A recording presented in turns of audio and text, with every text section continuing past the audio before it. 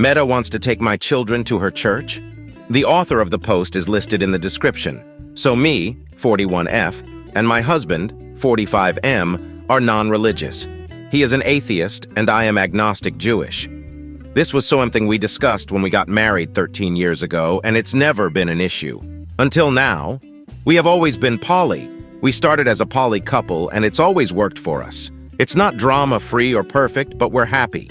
He has a newish girlfriend he has been seeing, and she said she wasn't religious but apparently lied to him. I suspect she does this to convert people.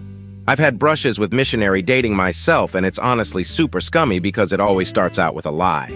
Anyway, he agreed to visit her church with her, which I was shocked about because he's a hardcore atheist. And now she's demanding he bring our 3 children, F4, M6, F9, to her church and spun a wild story about baptism and children's classes and other family events she said she wanted to attend. She even suggested she take out 2 daughters to a Mommy and Me Bible class for women. He said she called it a step-mommy and me class when talking about my girls. It made me sick. I already didn't like her, and this made me angry and scared. I agreed to an open relationship with him, and we always said our children do not meet or stay with metas. The kids have never met or gone out with any of my partners. I'm honestly so uncomfortable with all of this. I told him I didn't want our children around her at all, especially in this church. He thinks I'm being unreasonable and said I'm being dramatic and a jerk. Neither of us have ever taken our children around other partners before, especially when this partner is asking for alone time with them. I'm honestly wondering if my meta is even poly. She has asked my husband what he thinks about certain weddings in her church when he has stated he isn't interested and can't legally marry anyone else. He told me she showed him photos of a bridal book magazine she bought. He presented this to me as, wow, she's so funny and quirky. But I pointed out that a woman doesn't show her boyfriend wedding gowns and flowers if she doesn't want or expect to marry him.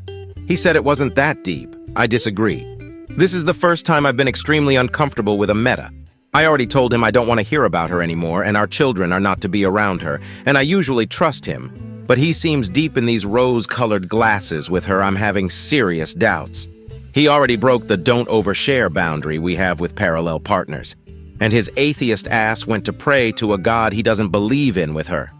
I feel blindsided, and I'm starting to think he may try to take the children to her church, or even let our daughters go play stepmommy with her and her Bible group.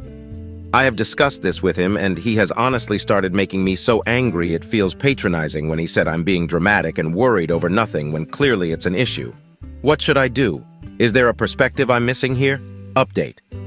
So a while back, I posted about my husband seeing a new woman who wanted to take our children solo to a Bible class at her church after dating my husband only 3 weeks. When I posted originally, he was out of town on a boys' trip, and I was honestly getting ready to keep records for a messy but pretty normal divorce. So the boys' trip was real, sort of. He was gone with friends I know for 2 out of the 6 days. They posted tons of photos on social media, and I thought it was fine. But before he even got home, I reached out to one of the guys' wives I'm friends with and learned it was only a weekend trip. Her husband and the other guys were already back. So where was he Tuesday through Friday? I honestly don't know. He didn't tell me. But when he got home, I asked him about the trip, obviously, and he immediately lied to my face. I showed him texts from his friend saying he was back home by Monday night. He changed his story and backpedaled, said one guy came home early because he was sick. But I'd reached out to the other guys, and they were all on flights back home Monday. He said they were lying because he was with them all week long in Vegas. I asked for photos. He refused. I asked where he really was. He refused. He was angry enough to keep his bags packed, grab some of his stuff from the bathroom and closet, and leave the house to go stay with his girlfriend.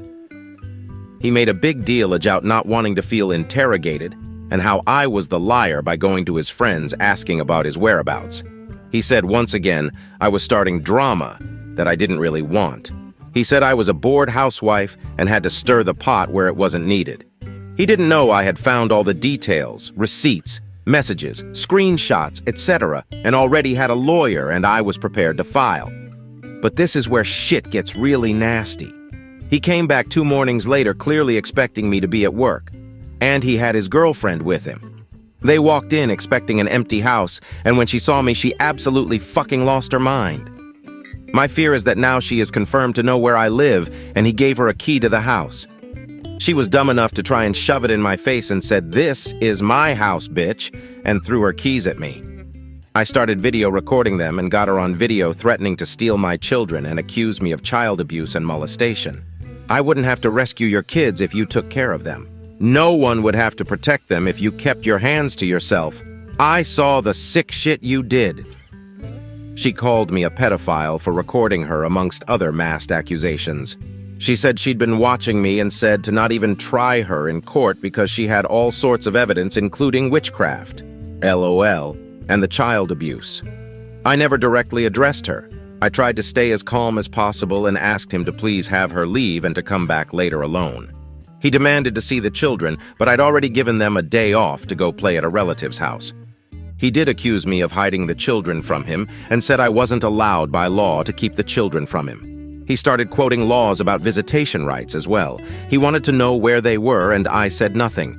I simply refused to tell him. I said we could talk, just the two of us. And he refused, and said anything I said could be said in front of girlfriend, and went on about how he had no secrets from her. She went into the kids' rooms and stole a bunch of their stuff, claiming it was for them when they go to live with her at her apartment. She also broke anything she could on her way around the house. Vases, ceramics, wall photos, anything hanging or that she could knock over. She kept mumbling prayers to herself and at one point shouted that she was going to do an exorcism in the children's rooms. The scariest part was, after I locked myself into my bedroom, I looked out the bedroom window that overlooked the road, and I saw 2 more people in his car. Other friends or church members, maybe. This is when I called 911. Unfortunately, they didn't show up until 2 hours later after everyone had left. I hated implicating my ex, and I'm mad I stopped recording when I made the phone call. He came to the bedroom door and banged on it so hard I thought it was going to come off the hinges. He said he needed his stuff and I legally couldn't keep him from it.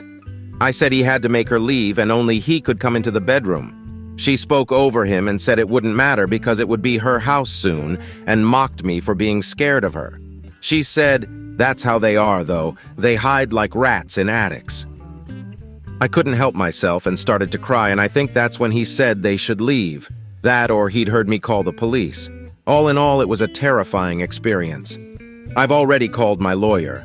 I filed a police report, not that it did any good. They contacted my husband and he denied everything and said I was a nutcase abusing the kids. They did nothing. I changed the locks and the kids are still staying elsewhere. Cleaning up all the glass and broken shit all over the floor was honestly the lowest point I've ever been. I never saw this amount of crazy coming. I knew it was mostly over when I realized he'd lied about the trip.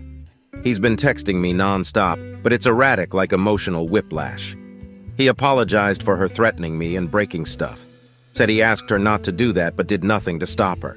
Then he turned around and threatened me if I went to a lawyer or the cops. Using language I've never heard him use, like how I'm possessed, how I have no right to my own children because I've hurt them. He even said he was sure I had been abusing the children and he had a confession from them. He's already started an online smear campaign against me, saying he's having to separate from me for abuse and child abuse, cheating, and something about tax evasion/money fraud. It doesn't seem like anyone believes him. Every reply is, "Hey man, you okay? Call me," or something similar. I had to convince my sister to not interact with him. Honestly, I'm still so shaken up I realized I'm lucky no one physically harmed me. I have sent all the videos and photos of the destroyed house to my lawyer. To add more salt, I also noticed during the chaos that she's wearing an engagement ring. It looks like a ring my grandmother gave me that I was keeping in a safety box, and if it's that ring, I'll have to sue him for its return because it's a family heirloom. One of the more unnerving things I overheard was her telling him to tell me, "Tell her you never loved her," and he replied, "We talked about this," but he sounded like he was laughing like she was being silly or something and not incredibly cruel and manipulative. She had a tantrum and said if he wouldn't say it, he never really loved her. It was nauseating to listen to. She ended up saying he said he never loved you. In all of this, he seemed oddly fine with her chaos. I was scared witless, and he was operating as if everything was normal. He wasn't overly aggressive, and he didn't try to hurt me, touch me, or threaten that he would. He didn't seem like he was drunk or on drugs. I asked the kids if they'd talked to their dad about anyone hurting them or if anything bad had happened, and all of them answered in the negative. So it seems like the confession he said he got was a falsehood. Anyway, I'm not going to share the legal stuff here for obvious reasons, but I wanted to update everyone on the situation and thank everyone who gave me amazing feedback and were exceptionally kind to offer good resources for cult deprogramming. I'll probably bring up some cult stuff with my therapist next session as well. Very grateful for this sub making me feel less crazy even when I feel like I'm living in a horror movie. Also my guess for where he was, either moving in with his girlfriend or at the church doing church stuff, or both. Relevant comments. Commenter, a meta comment on the responses here. Everyone has pretty much held the line on, you don't have a meta problem, you have a partner problem. Even in the face of an extremely problematic meta. I think this is very cool. Answer, well, technically she is not a meta. My ex is no longer my partner. And in this situation, I have a problem with both my ex-partner and this woman. He surely brought her into my life, but she's now an independent problem for me, independent of my .x. She walked into my house, proceeded to threaten and damage my home. She's absolutely independent of her boyfriend and should be considered problematic on her own IMO. The restraining order is currently filed against her. Commenter. Oh my God, this is a terrifying update, and I am so sorry you're going through this OP. I think everyone else here has offered great support regarding how you handled it. I am one of the Jews who commented on your last post. This woman fucking Kristallnacht your home in front of you on video while saying they hide like rats in an attic. I honestly have never gasped so loudly. If you feel comfortable with your local Jewish community, I know you have the added dimension of being a wok, and that not all Jewish communities are as welcoming as they claim to be, unfortunately, reaching out to something like the JCRC. Federation, whatever they call it in your area, might be helpful. First of all, I think it would be helpful for them to know that there is someone in the area who just committed an anti-Semitic hate crime, because who knows how far she is willing to go to save your children. Second of all, they have expertise in personal and community safety, and sometimes they have emergency funds that could help with the expenses of things like cameras, etc. I'm truly sorry you're going through this. Answer, my parents attend a synagogue here, and I know they're welcoming and likely have resources that would absolutely be welcoming and helpful. I really need to get video cameras in the house ASAP. I'm angry at myself for not recording her saying that. But the past weeks have given way more insight into the church being an extremist Christian cult. Before a few weeks ago, I didn't even know that was really a thing. Okay, next story. Parents 40s treated me 21F very badly, and I cut them off. Now they want a new beginning. I have a non-identical twin sister. The two of us couldn't be any more different. She is lucky enough to be very beautiful and tall and very good looking. She has always ticked every box on her looks. I wasn't so lucky. I wasn't on the beautiful side and was shorter. Right now I'm 5'1", she's 5'8". She was also better at making friends and being sociable, while I was always her awkward sister. Now I know I'm on the autism spectrum, but was only diagnosed 2 years ago. Parents never bothered with that. Now none of these make my parents horrible. What makes them horrible is the way they treated me and my sister. They always treated her like she is an angel and treated me like I'm a loser. This goes back as early as we were 4 years old. For each 20 picture that they have of her childhood, they have maybe 2, 3 of mine. Literally, they have over 10 times as many pictures of her, and most of mine are of both of us. She would always get a lot of attention from everyone, and I got none. Parents spent much more money on her too. Say if they wanted to spend $100 on clothes, $80 goes to her and $20 to me. Their reasoning has always been that she's more beautiful and it's worth spending more on her as she gets a lot more attention while nobody looks at me anyway, so why bother with better clothes? They have literally told me that many times. I was in a sports team. They never once came to see me playing while they go see my sister cheerleading every week. Extend this to everything and you know the story of my life. I hated every second of my childhood. I hated my sister. Yes, I know none of this was actually her fault. I worked on myself with a therapist, so I no longer feel any hate-blame towards her. Since I was 15, I was counting the days until I become 18 and can leave and never come back. And that's what I did. That's the age which you can leave home without parent consent where we live. I left home the day after my 18th birthday, the night before parents threw a birthday party for us. Well, for her. Their gift for her was a $1,000 gift card from a luxury designer brand. For me, a $100 gift card for a bookstore, arguing that this $100 gives me the same level of ability to buy the things I like, books, as that $1,000 would to her, expensive clothes. Okay, their logic.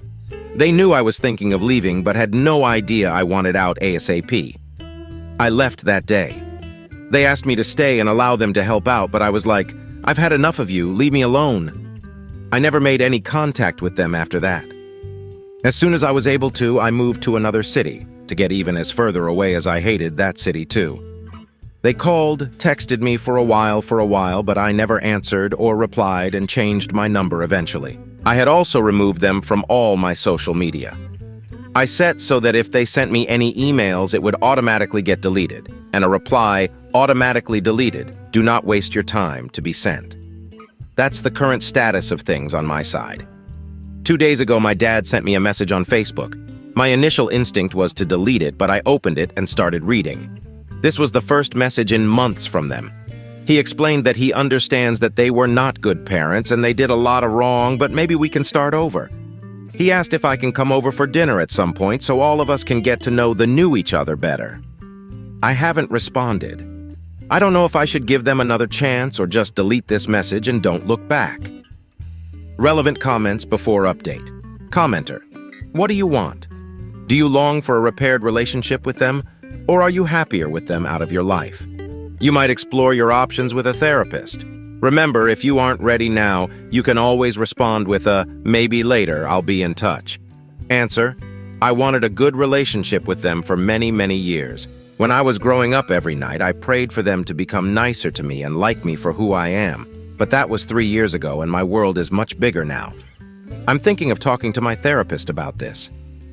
Commenter: my first thought is maybe your sister needs a kidney.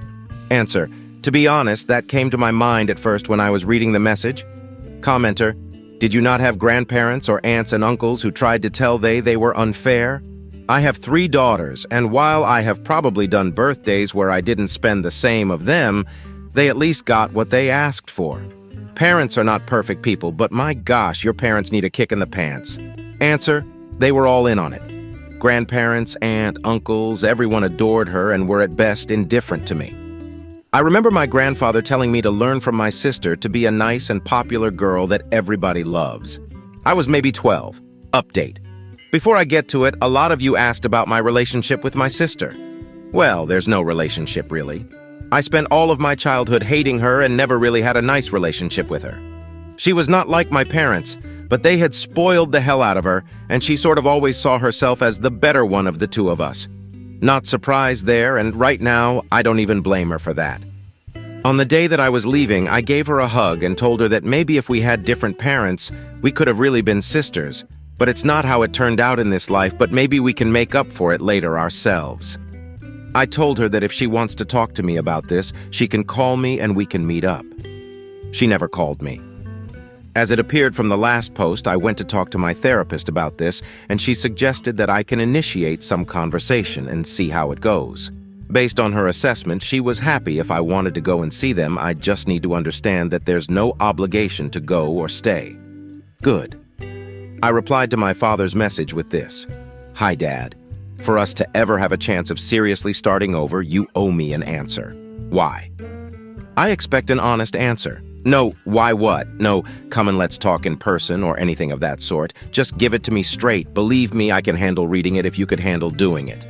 If you're not willing to give me that, then I'm not willing to start over. He came back to me the next day with a long message, explaining why. Let's get right to it. He told me that him and my mom wanted a child, and only one child, as they didn't have the resources and energy of having more than one. They realized that we're twins, that screwed up everything and actually made them sad rather than happy. They decided to give one of us up for adoption. They looked around and even found a couple. In case you wondered, I was the one they decided to give away because I was smaller and my eyes weren't blue. Yeah, that's how you decide which one of your kids to keep. They arranged everything. Even took me to the them, but that couple bailed out before signing the papers when they saw me and my sister. Their conscience couldn't handle separating twin sisters like this. After this, they looked for some couples and nobody seemed willing to adopt one of twin sisters. They entertained the idea of putting me into foster care, but they couldn't live with themselves if they did. I think that says a lot. Stranger couples who so badly wanted to adopt a child couldn't be heartless enough to separate twin sisters, but their fucking parents wanted to do it. It's beyond me. So they had to raise me themselves, and they didn't enjoy it at all. In their minds, the fact that they didn't put me into foster care was a favor in itself, more than what I apparently deserved, and that's why they never cared to do more for me. Their full time and resources belonged to my sister, and the small part of it that got to me, they saw it as me taking what's my sister's away. That's how they saw me. No wonder my childhood turned out the way it did. He said that deep inside they always knew what they were doing was wrong, but they could never step up and do the right thing during this 18 years. Why not? They thought that changing the dynamic would negatively affect my sister, as she's now used to being offered more time and resources, and I'm used to not getting it. So making it more equal would be a luxury for me and a pain for her. They thought that's not fair for my sister to be in pain for the sake of my luxury. Again, their logic. I don't even know what to say to that. Ever since I left, Mom and Dad are having trouble. My sister is off to college, and they're alone now with all the time in the world to think about what they did. They've been to marriage counseling, and according to him, that has helped them see everything clearly now and see how cruel they were to me. He says they want to start over and make up for all of it if I'm prepared to allow them. This is quite shocking for me. This explains a lot about why my childhood turned out the way it did. I'm going to be honest. I wished they had given me away for adoption. I really, really do. I could have been with adoptive parents who really wanted me rather than with biological parents who never did. I still don't believe that they have changed, though. This can be the result of my sister, their golden child, being away and not spending as much time with them and them trying to replace her with me. I don't want to do that at all, but I don't know. I've got to talk to my therapist. Please give me your opinions again. You guys were so useful to me last time. Your help means a lot. How do you like this story? Write your opinion in the comments. Let's get 1,000 subscribers on this channel. Love you.